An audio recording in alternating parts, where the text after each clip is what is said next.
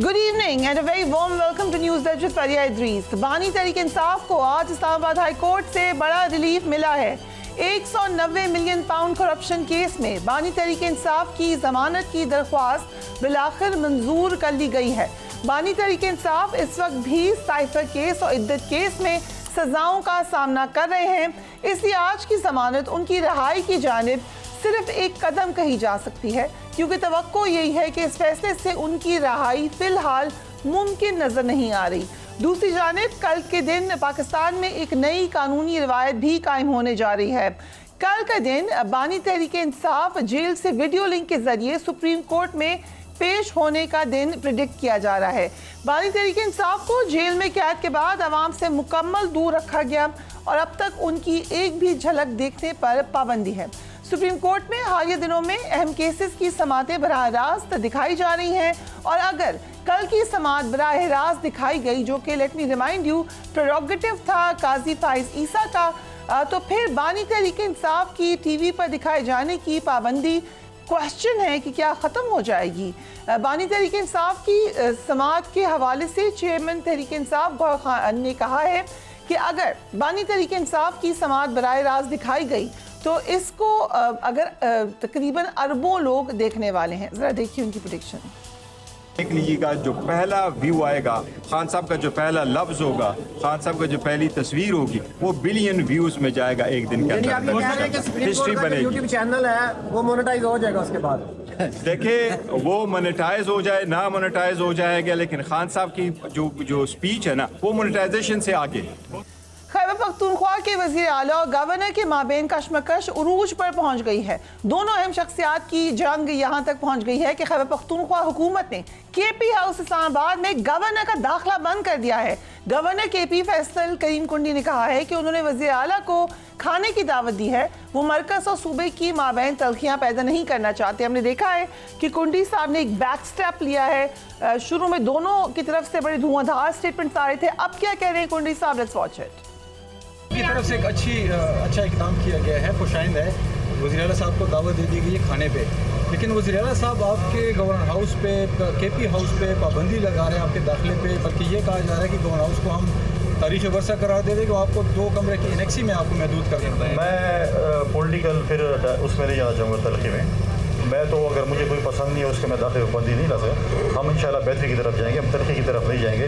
हम सूबे के मरकज़ और सूबे के दरमियान तलखियाँ पैदा नहीं करेंगे जिससे हमारे सूबे की आवाम सफ़र करे। हम सूबे की आवाम को सफ़र नहीं होने देंगे। एक और इंटरेस्टिंग डेवलपमेंट ये है कि chairman peoples party Bilawal Bhutto ने आज चीफ मिनिस्टर KP पर सख्त तनकीद की। जरा देखिए। ये तो हर बार ऐसे तोहफे देते हैं जनाब स्पीकर। पिछली दफा पंजाब को बुजदार की सूरत में तोहफा, इस दफा पख्तूनख्वा का कसूर क्या है जनाब स्पीकर? इस किस्म का चीफ मिनिस्टर दिलवा दिया। ये जो वजीर आला है ये समझते हैं कि इन्होंने बनाया है, असल में किसी और ने बनाया है। ये हवाई फायरिंग करता है हर दिन, बयान देता है। तो हमारा मासूम गवर्नर पख्तूनख्वा के खिलाफ इनका सियासत ही यही रहा है कि दिखाना कुछ और है, करना कुछ और है, और इसका नुकसान पाकिस्तान के अवाम भुगत रहे हैं। एक और बहुत अहम मामला इस्लामाबाद हाई कोर्ट के 6 जजेस के खत के बाद बाज़ जजेस के खिलाफ सोशल मीडिया पर मुहिम हमने देखी। कल जस्टिस बाबर सत्तार ने chief justice Islamabad high court को खत लिखकर मुदाखलत की एक और शिकायत लगाई। जस्टिस बाबर सत्तार के इस खत पर अटॉर्नी जनरल सामने आए और कहा जस्टिस बाबर सत्तार को किसी भी इंटेलिजेंस इदारे ने कोई किसी किस्म का प्रेशर नहीं डाला, बल्कि उनके दफ्तर ने अप्रोच किया था। आज सेनेटर फैसल वाडा ने एक प्रेस कॉन्फ्रेंस की और जजेस की दोहरी शहरियत पर भी सवाल उठा दिए। उन्होंने कहा कि अरकान पार्लियामेंट के लिए दोहरी शहरियत हराम और जजेस के लिए हलाल कैसी होगी। जरा देखिए। कोड ऑफ कंडक्ट आर्टिकल 2 के तहत में जजेस के बारे में कहा गया है कि अल्लाह से डरने वाले होने चाहिए, किसी किस्म की लालच नहीं होनी चाहिए। हमें बताया जाए कि क्या रिकॉर्ड के अंदर लिखा है। अगर तो रिकॉर्ड का हिस्सा है तो हमें दे दिया बाबर सत्तार साहब ने जो उस वक्त के चीफ जस्टिस अतर मिनल्ला साहब को लिखा, और अगर नहीं है तो उसके रिपरकशन फिर परेशानी है, फिर बहुत बड़े क्वेश्चन मार्क है कि अगर लेजिस्लेटर किसी दूसरी दोहरी मुल्क का शहरियत नहीं रख सकता तो उस असूल के तहत उस लेजिस्लेटर, उस सियासतदान को आप दूसरी सिटीजनशिप ना रखने पे अलाउ नहीं करते कि आप सियासत करें, तो फिर जज दोहरी शहरियत के साथ कैसे बैठे? हमारे साथ सीनियर पॉलिटिशियन, सीनियर कानूनदान एतजाज़ एहसन साहब मौजूद हैं। Thank you for joining us Aitzaz साहब। 190 मिलियन पाउंड केस में आज बानी पीटीआई को जमानत मिल गई। साइफर इद्दत केस में अपील्स आखिरी मराहिल में हमें नजर आ रही हैं। तोशा खाना केस में सजाएं पहले ही मुअत्तल हो चुकी हैं। सो लीगली कितनी लाइकलीहुड है कि he should be out of jail महीने 2 महीने में? ये महीने 2 महीने का तो नहीं कहा जा सकता, क्योंकि ये इमरान खान के जो थे मुकदमात बुनियादी तौर पे इन वन ग्लांस साइफर जो है वो केस सिफर है। मैं उसके एक दलाइल दे सकता हूँ आपको मुख्तसरन भी। वो सिफर है। जो ये तोशा खाना है, तोशा खाना का कोई ऐसी रवायत नहीं मिलती जो कि इस रवायत को सपोर्ट करती हो कि तोशा खाना का जो गिफ्ट लिया है वो ले लिया है जिस लेने वाले ने, और वो उसका हो गया है। अब उसकी प्राइसिंग अगर तो एक ज्वेलर ने की है और वो उसकी फैक्स या व्हाट्सएप कॉपी निकाल के, तो क्या एविडेंस है? वो तोशा खाना खुद तोशा खाना में और साइफर में बाकी चीजों का तखमीना भी नहीं सही लगा सके थे जब उनसे क्रॉस क्वेश्चनिंग हुई अदालत में। नहीं, कुछ भी नहीं कर सके। और फरिया इस केस, इन दोनों केसेस में जो इंतहाई ज्यादती हुई है, जिसकी वजह से कन्विक्शन स्टैंड ही नहीं कर सकती, कि मुल्जिम को अपना मौक़िफ़ पेश करने का मौका ही नहीं दिया। सेक्शन 342 की स्टेटमेंट ही नहीं हुई। उसके बाद मुल्जिम ने जो सफाई के गवाह पेश करने थे वो भी मौका नहीं दिया। T20 के मैच में एक साइड अपना गेम खेल गई प्रोसिक्यूशन, 15 ओवर में ऑल आउट हो गई 35 रन करके।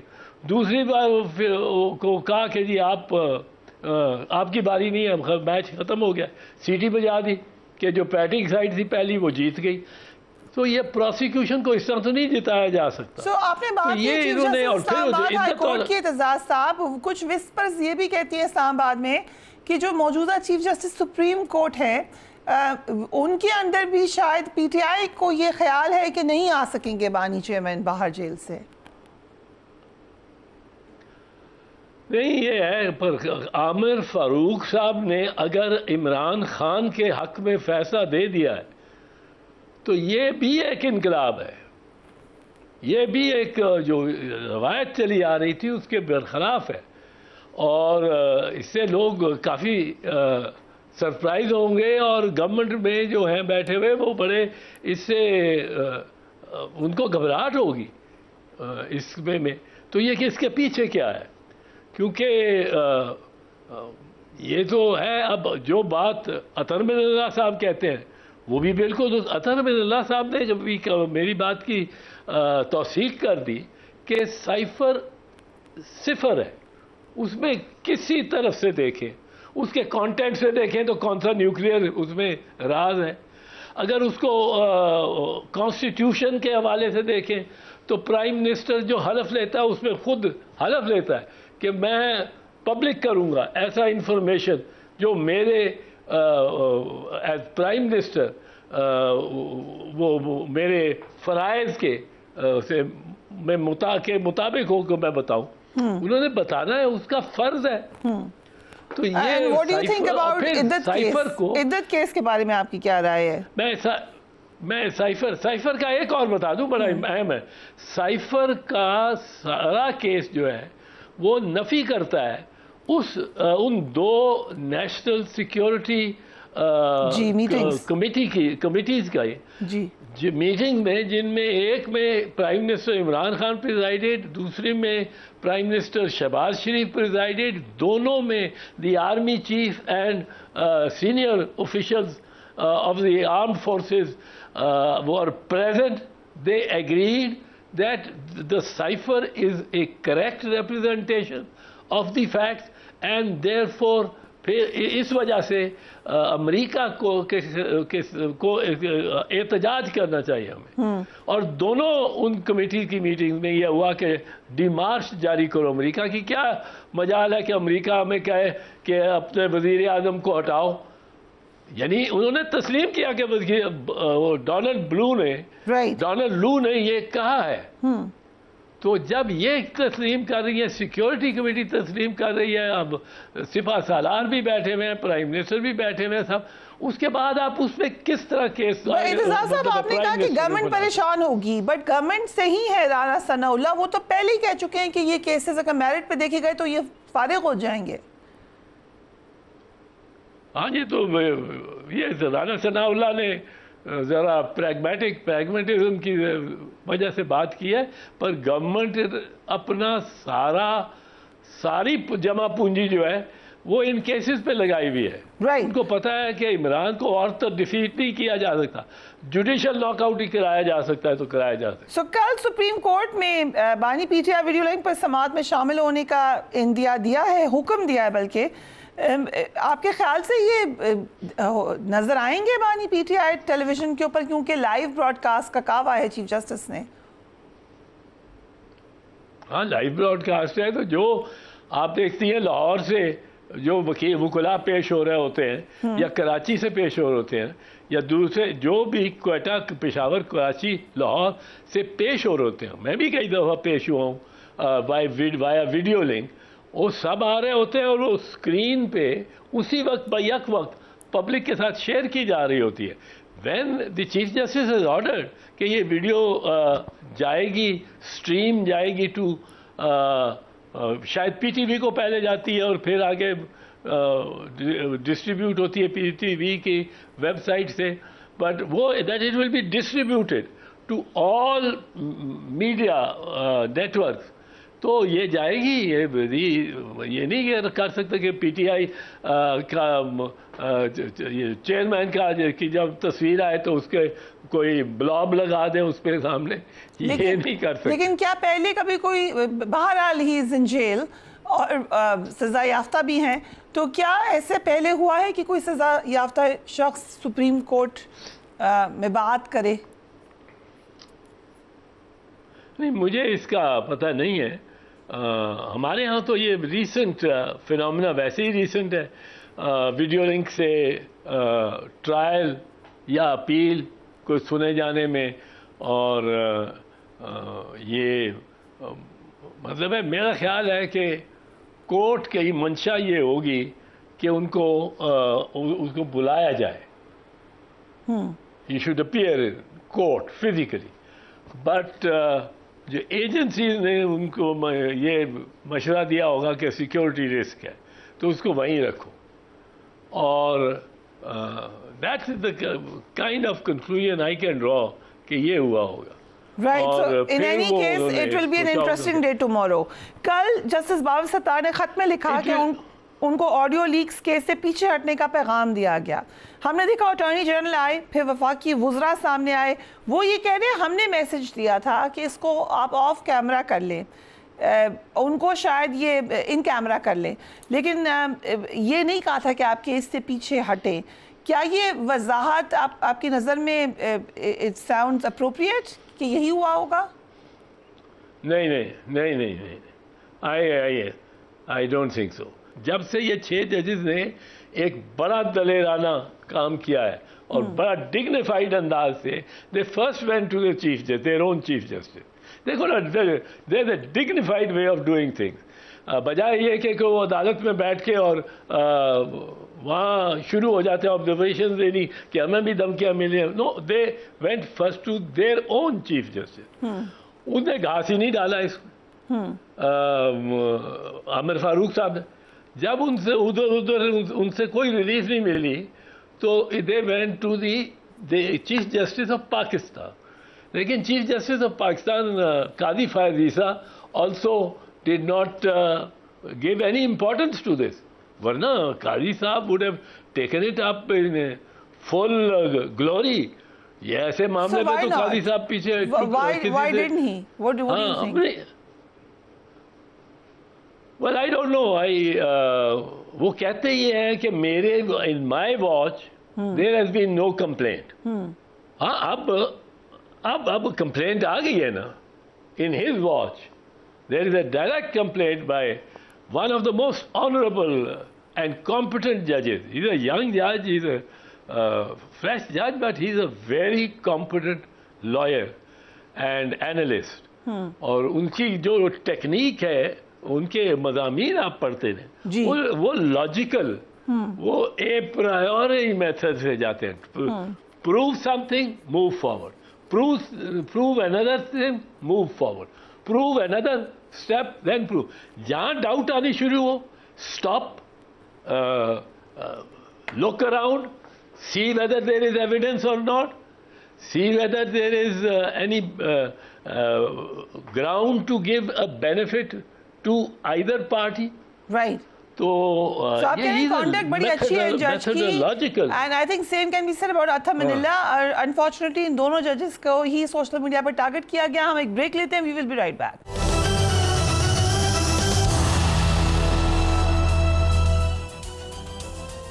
And welcome back. हमारे साथ इज़ाज़ एहसन साहब मौजूद हैं। इज़ाज़ एहसन साहब, फैसल वाडा साहब ने एक प्रेस कॉन्फ्रेंस की, वो कह रहे हैं हम मदाखलत का इल्ज़ाम लगाते हैं जजेस। एक तो उन्होंने दोहरी शहरियत के ऊपर भी बात की, पर इस कि मदाखलत का इल्ज़ाम लगाते हैं तो उनको शवाहिद देना होंगे और सिर्फ ज़बानी इल्ज़ाम नहीं लगाना होंगे, एक्चुअली आपको प्रूफ देना होगा। ये किस किस्म का प्रूफ होना चाहिए लीगली? ये मैं इससे आता हूँ, एक मिनट मैं आपको ज़रा ये अर्ज़ कर लूँ कि अतर नल्ला साहब ने जो ये चाहा है कि पिटिशनर प्रेजेंट हो, ये कोर्ट में वैसे तो लाना चाहिए था बानी चेयरमैन या इमरान खान को। अब तो उसका नाम भी लेना शुरू हो जाएंगे। अब ये जो आज फैसला किया है chief justice Islamabad high court ने, और जो एक एक्विटल हो गया है इमरान खान को उस दूसरे एक केस में, तो वो ये लोगों ने बहुत समझना कि हवा टर्न कर रही है। But the judiciary can not take, there are limits to what can be done by a delinquent जज। कोई डिलिंक्वेंट, कोई जानिबदार जज हो, वो क्या कर सकता है, उसकी भी एक लिमिट्स है। और हमारे सुप्रीम कोर्ट में इस वक्त मैं समझता हूँ कि बहुत सारे जजेस ऐसे हैं जो कॉर्नीलियस की ट्रेडिशन के हैं और चीफ जस्टिस मुनीर की ट्रेडिशन के नहीं हैं। सो इसलिए एक बड़ी वाइब्रेंट अब जुडिशरी हमारी निकल रही है। ये जो आपने कहा कि हवाएं बदलने का कहा जाएगा, हाफिज हमदुल्ला ने भी कहा कि ऐसे लगता है कोई बातचीत हो रही है, कोई रिलीफ मिल रहा है। Is that a possibility? आप पाकिस्तान की सियासत को इतना अच्छा जानते हैं, हमें तो नहीं लगता कि कोई ऐसा होने जा रहा है, but what do you think, is that a possibility कि पीटीआई के लिए हवाएं बदल जाएं? देखें, जिसने नून लीग ने हार्ड पोजीशन ली, और ये बात मैं नहीं सॉफ्ट मानता कि जी आप बातचीत करें, हम बातचीत करने को तैयार हैं। भाई आप एजेंडा बनाएं, पहला उसमें रखें कि केसेस चलने चाहिए कि नहीं चलने चाहिए। हवा में तो बात नहीं होगी। अब अगर आप ये कह रहे हैं कि हम बात नहीं करेंगे, अब नून लीग तो सियासी गेम खेल रही है, बिल्कुल ठीक कर रही है कि जी हम तैयार हैं, आप बात करें, कौन से जो आप कहते हैं जिससे बात करें। बट रिमेंबर वन थिंग, मेरी चीज़ एक बात याद रखें, बड़ी बड़ी जंगों में भी, आलमी जंगों में भी वो कांटेक्ट पीछे से रहता है, कोई ना कोई इन कांटेक्ट, इन विस्पर्स, वो मैसेजिंग आती जाती रहती। मैं एक, I am not that one, मैं एक लॉयर्स की मूवमेंट लीड कर रहा था और मुझे जब जेल में डाला, the government was constantly trying to, Musharraf government was constantly trying to reach out they could, क्योंकि मैं तो कैद में था, मैं तो भाग नहीं सकता था। कभी कोई आ जाता था उनकी तरफ से, कभी कोई आ जाता था। जी मैसेजेस क्या आ रहे थे, वो मुझे कह रहे थे तुम MNA हो, आप MNA हो अभी। वो तारिक अजीज साहब आ रहे थे, मेरे एक दोस्त हैं इंडस्ट्रियलिस्ट बिजनेसमैन बड़े, वो इनमें बड़े कुबे हुए थे, वो आते थे। ये जनरल आते थे अहमद जावेद साहब, वो आके मुझे कहते थे कि जी आप ये बस जिस दिन लाहौर ड्राइव करना था उनकी एक डिमांड थी, आप इस गाड़ी में बैठे ना, लाहौर जो जा रही, जब 27 घंटे मैंने गाड़ी चलाई और आप इसमें ना बैठे, आप प्राइम मिनिस्टर बने। मैं कोई इतना इसको बताता नहीं, but they thought I was the one person who could determine कि ये लॉयर्स मूवमेंट चलती है कि नहीं है, और मुझे निकाल लिया इन्होंने। आपने ठुकरा दी एतजाज हसन साहब, अभी अफसोस होता है आपको इस पे ऑन अ लाइटर नोट? मुझे नहीं, मुझे मुशर्रफ ने कुछ 3-4 दफा ये कहा और पैगाम भेजे। So you're saying कि it's highly likely कि बानी चेयरमैन PTI को भी ये पैगामात भेजे जा रहे हैं? It's highly likely. Oh yeah, I was just a leader of a movement which they thought would sink if I didn't drive on a particular day. एक दिन मैं ड्राइव ना करूं तो ये तहरीक बैठ जाएगी। मैं इसको दुरुस्त नहीं समझता, पर बहरहाल उनकी रीडिंग थी और इतना ही वो मुसलसल वो पता करते थे। मैं उनके साथ कोई ताउन नहीं किया। सो जो लेटर लिखने का सोच रहे हैं बानी PTI आर्मी चीफ को, आपके ख्याल से एक अच्छा स्टेप है? आई डोंट नो क्या लिखना चाहता है, मेरा तो नहीं ख्याल अच्छा स्टेप होगा। मुशर्रफ ने आसिफ जरदारी को जेल में रखा, इनको 6 साल out of his 11 years in jail. He was released in 2005. Musharraf took over in 1999, तो को 5.5 साल, 4 long time, and he was directly, Musharraf remained in touch with the president, President Asif Zardari. Very interesting. In jail. और मुशर्रफ को क्या क्या मशवरा साहिब मशवरा नहीं दिया, अब तो आउट ऑफ इंटरेस्ट हो गया है, but as a prisoner Asif Zardari advised him not to go to Sri Lanka as army chief. बड़ी इंटरेस्टिंग आपको you will be so you're saying कि they were directly जो तैयारी की हुई थी in contact, so इतनी इंफॉर्मेशन भी थी कि मशवरा भी दें कि आप उधर ना जाएं श्रीलंका from डायरेक्टली हो या जनरल अहमद जावेद एक थे, उनके he was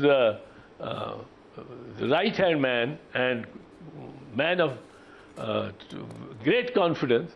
तारिक अजीज साहब थे जो civilian, he was the chief of staff to the president, but he was from the income tax and taxation services, and he was a very upright man.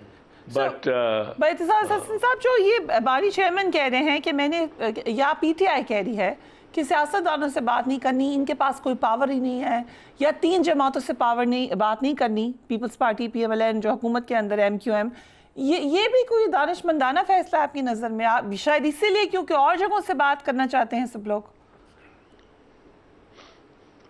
नहीं, वो PTI में तो एक चीज़ उनके कंट्रोल में अभी नहीं आ रही कि कौन बात करेगा बानी चेयरमैन की तरफ से, who is the authentic voice. अब 2-3 आवाज़ें तो एक तरह से मिल गई हैं, और वो बैरिस्टर गौहर की, Umar Ayub and Shibli, they are a very sensible, I know barrister Gohar for 20 years, तो वो बड़ा सेंसिबल और बड़े आपको उनमें कोई ये नहीं आया वो शेर अफजल मरवत वाली मरवत साहब को तो अब साइडलाइन कर दिया है। सो मोस्ट प्रॉब्ली अब एक आवाज है शायद। अभी भी जब जेल से निकलते हैं, असद कैसर साहब एक बड़ा मुदब्बर आदमी है, पर वो भी निकल के बात करते हैं, गौर खान करते हैं, उमर अयूब करते हैं, शिवली ने कोई इतनी अभी बात नहीं की। बट जब ये बात करते हैं तो इनमें वो ज़रूरी नहीं कि 100% हम आंगी हो, ये इनकी कमज़ोरी है। उस कमज़ोरी के बायस कोई अजीब से सिग्नल्स आते हैं बाहर। एक आता है कि जी ये बात करने को तैयार है, एक आता है कि 3 जमातों से तो बात ही नहीं करनी, एक आता है कि अब फौज से ही बात कर रहे, एक आता है कि अब लेटर लिख रहे हैं इमरान फौज को, फौजी चीफ को। ओके, तो दुबई लीग से ही बता देते साहब, दुबई लीग से आई, उससे पहले पैनामा आया था, उस वक्त भी हमने देखा सिलेक्टिव जस्टिस, अगर वी कैन कॉल जस्टिस हुआ, प्राइम मिनिस्टर को हटाया गया उसकी बेसिस पे, लेकिन और कुछ भी नहीं हुआ। अभी भी दुबई लीग्स आई हैं, उस पर बड़े बड़े नाम हैं, कुछ लोग कह रहे हैं हमने डिक्लेयर की है, कुछ कह रहे हैं हमने नहीं की। सो इसका मकसद क्या है, लार्जर कॉन्टेक्स्ट में क्या फ़ायदा होगा इसका? देखिए, डिक्लेयर की है अगर, this is not a sufficient defence, this is not a sufficient कि मैंने डिक्लेयर किया। डिक्लेयर करने के बाद can you today justify the means whereby you bought it? आपने डिक्लेयर कर दिया है, आपके income tax inland revenue officer ने उस पर महसूस ही नहीं किया आपको कोई सवाल करे, कोई कुछ करे। 2 साल गुजर गए, 3 साल, 4 साल, 5 साल भी गुजर गए, आपने डिक्लेयर कर रहे हैं हर साल। बट जिस साल आपने ली है वो उसकी एक लिमिटेशन है, 3 साल गालबन उसके बाद। लेकिन वो लिमिटेशन भी कंडीशनल है, बिल्कुल उस तरह नहीं होता जिस तरह एमनेस्टी दी जाती है। एमनेस्टी में एक रियासत उस को माफ़ ही कर रही है, but amnesty also, amnesty merely से कि हम बताएंगे नहीं किसी को, गवर्नमेंट कहेगी मैं नहीं बताऊँ, हम नहीं बताएंगे। पर कोई अगर पैनामा से या दुबई से इंफॉर्मेशन लेके आ जाता है तो देयर इज जुरिस्प्रूडेंस। बड़ी इंटरेस्टिंग आपने बात बताई है, just because it's been declared फिर भी मर्की वाटर्स है वहां पर। जी जी जी जी जी, वो तो बड़ा ज़रूरी है। और उसमें जो इशू वो आता है, वो इशू यही है कि you have to show the money trail. Right. Back to the same question of Panama days. It is us, Saab. Thank you so much for joining us. Declare कर दिया आपने यकीनन, लेकिन money trail किधर है? That is the question. That was the question, and that remains the question. हम एक break लेते हैं. We will be right back.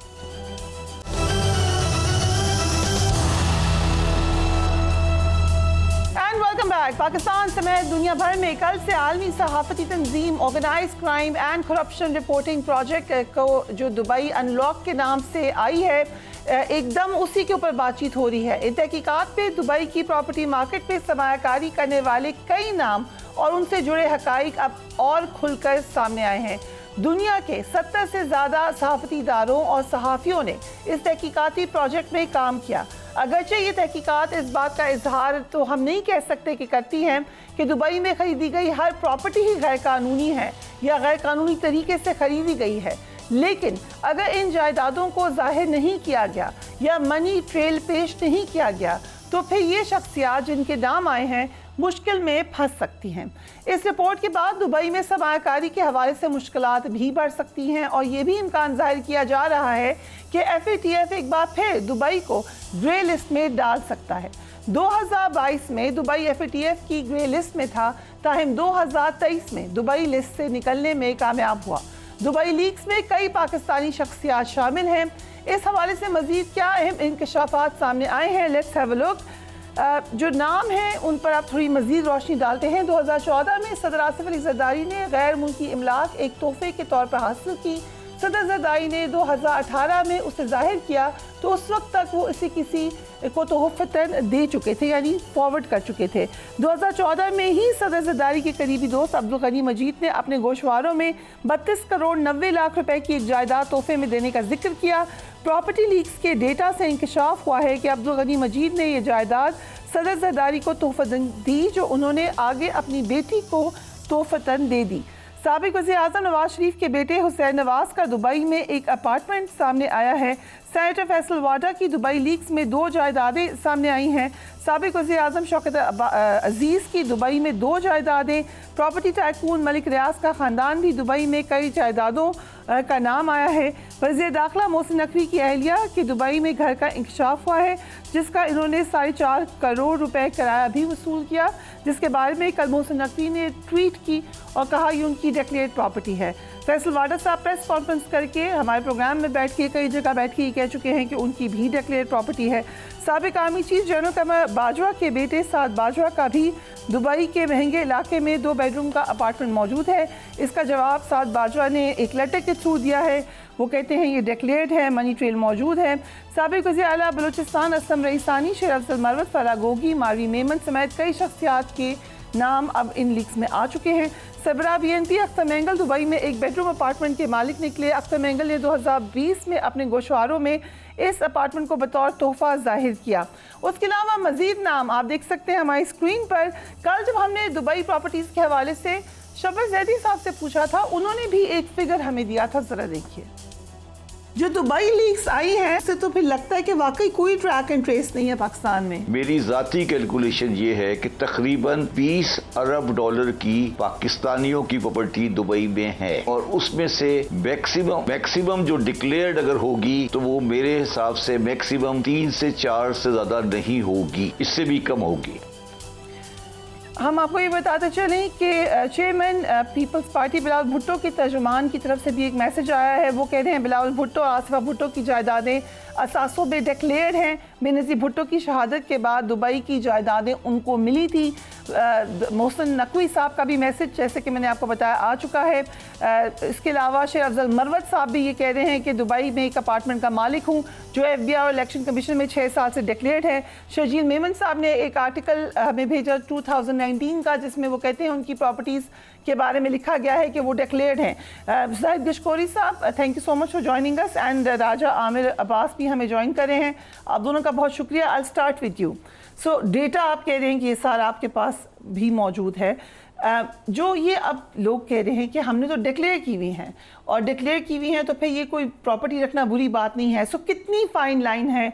क्या ये एक डिस्टिंक्शन होनी चाहिए थी कि ये डिक्लेयर्ड हैं या इनका मनी ट्रेल मौजूद है, या इन लोगों को अभी ये पेश करना चाहिए, दिखाना चाहिए? ये इस पूरी स्टोरी की पंच लाइन है कि जिन स्टोरी सामने आई हैं, प्रॉपर्टी सामने आई हैं, ख़ुद पाकिस्तान की अथॉरिटीज़ ने, फेडरल इन्वेस्टिगेशन एजेंसी ने बताया है कि 110 अरब डॉलर्स की पाकिस्तानियों की प्रॉपर्टीज़ बाहर मौजूद हैं। ये 110 अरब डॉलर रुपीज़ नहीं है, ये सुप्रीम कोर्ट ऑफ पाकिस्तान के सामने ये चीज़ें रखी गई हैं।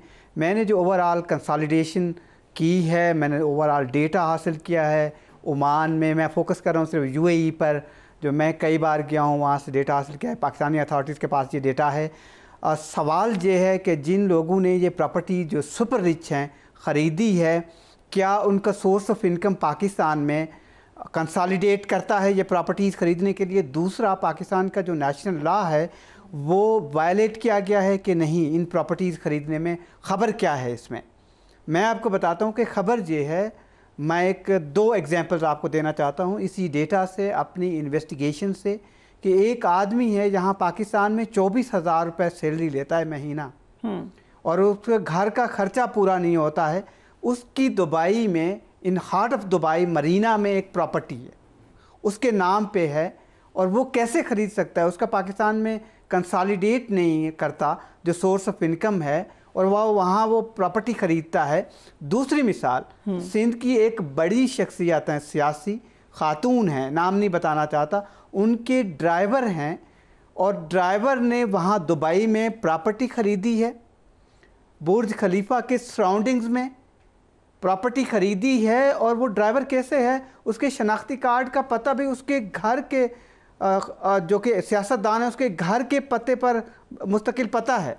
और वो 2020 में एमनेस्टी से फ़ायदा उठा लेता है ड्राइवर, जिसका कोई सोर्स नहीं है। वहाँ सारे फुटप्रिंट मैंने देखे हैं, तो वो कैसे कंसोलिडेट करता है, वो प्रॉपर्टी किसकी है जिसकी इन्वेस्टिगेशन की ज़रूरत है। और नंबर 1 दूसरा पॉइंट आपको मैं ये बताता चलूँ कि जो 2 एमनेस्टीज़ हुई हैं 2018 में और 2020 में, इसमें दुबई प्रॉपर्टीज़ की 974 सुपर रिच जो पाकिस्तान के थे, जो कि ब्लैक पैसा था, और ये कंसिडर किया जाता है कि जब भी कोई एमनेस्टी से फ़ायदा उठाता है वो गालिबन काला धन ही होता है।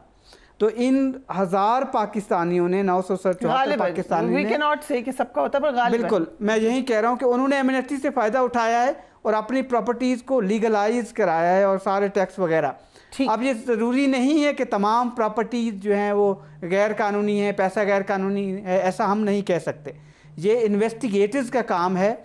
बाय एंड लार्ज जो पब्लिक ऑफिस होल्ड करते हैं, वो भी मैं आपको फिगर दे देता हूँ कि 75 पाकिस्तान के जो MPs हैं, पार्लियामेंट का हिस्सा हैं, उनकी जायदादें या कारोबार वहाँ पर है। 75 फॉर्मर MNAs या कुछ फॉर्मर हैं, मेजॉरिटी बाय एंड लार्ज इस कैबिनेट का भी हिस्सा है मौजूदा का, और डिक्लेरेशन भी उनके मौजूद है। अब ये नहीं पता कि सोर्स ऑफ इनकम अब अथॉरिटीज़ ये बताती हैं, क्योंकि इन्वेस्टिगेशन स्टार्ट की थी, इनके पास डेटा है। 3 डिपार्टमेंट हैं पाकिस्तान के, एक फेडरल डायरेक्टोरेट जो कि इंटेलिजेंस एंड इन्वेस्टिगेशन है FPR का, उनके पास सारा डेटा है। इसके अलावा OECD एक एग्रीमेंट है जो पाकिस्तान ने साइन किया हुआ है, जिसके तहत पाकिस्तान के पास डिटेल्स आ रही हैं FPR के पास। इसके अलावा FIA फेडरल इन्वेस्टिगेशन एजेंसीज ने तमाम डिटेल्स पाकिस्तानियों की हासिल की थी वहाँ दुबई लैंड अथॉरिटी से, दूसरे इदारों से 2400 से ज़ायद तो उन्होंने डिटेल ले ली थी। मैंने खुद लिखा है उन इदारों को, कुछ इन्फॉर्मेशन